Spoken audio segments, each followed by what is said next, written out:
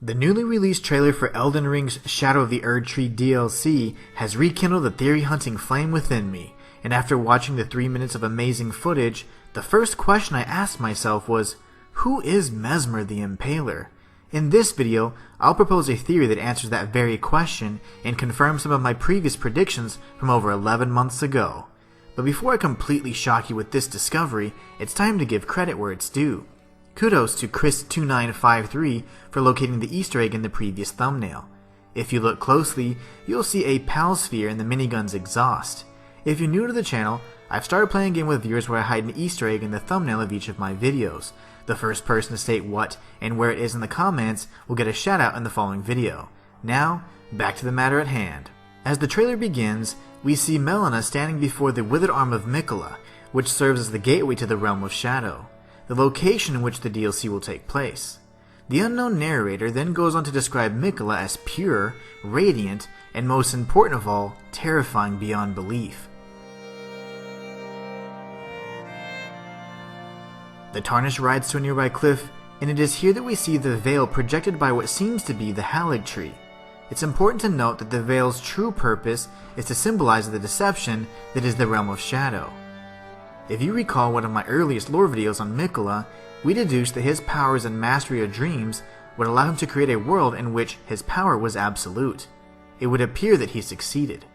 The Tarnished must lift the veil, quite literally, in order to end the nightmare that MIQUELLA has made reality.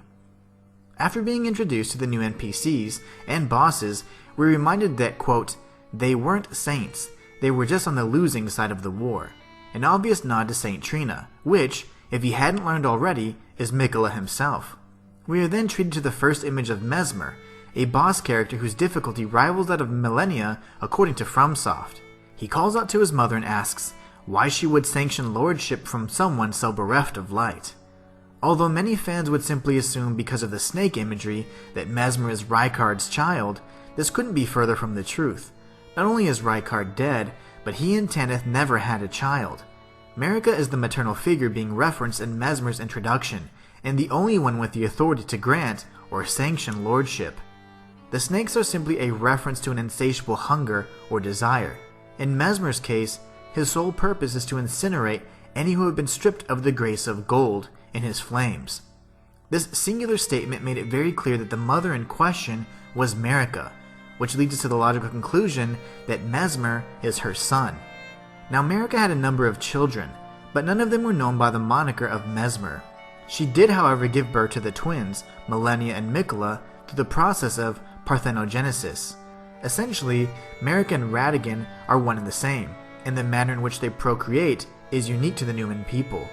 I have a dedicated video covering this topic if you'd like to learn more. Now remember this for later. From a physical standpoint, Mesmer is a spectacle to behold. With combat skills on par with Millennia, and a head full of fiery red hair, it's no question that his father was none other than Radagon himself, who had been cursed by the fire giants so long ago. This trait was one that many of his children would carry on and wear with pride.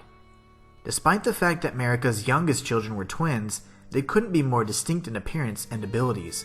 Millennia was an incredibly skilled warrior who had never known defeat, yet her brother MIQUELLA was a sickly young boy who was trapped in perpetual adolescence.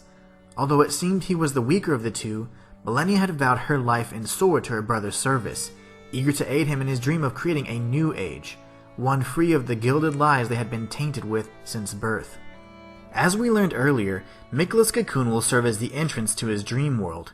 Interestingly enough, I always questioned the length of the arm protruding from the cocoon, but after watching the trailer, the unnaturally long arm was eerily familiar to Mesmer's. In fact, MIQUELLA and Mesmer are one and the same.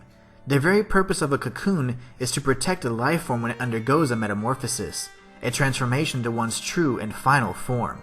MIQUELLA sacrificed his feeble physical form in the lands between to become the all-powerful Mesmer in the land of Shadow. As a Inhuman, MIQUELLA would also share the ability to change his sex from male to female. Legends of Saint Trina tell that few knew his true gender, and even fewer ever bore witness to his visage. It was likely that the young blonde child that Mohg abducted was the female form of MIQUELLA, and due to his illness, he was unable to willingly shift into his male form. It was only through the process of his metamorphosis that he was able to achieve his transformation in a world that he himself had manufactured.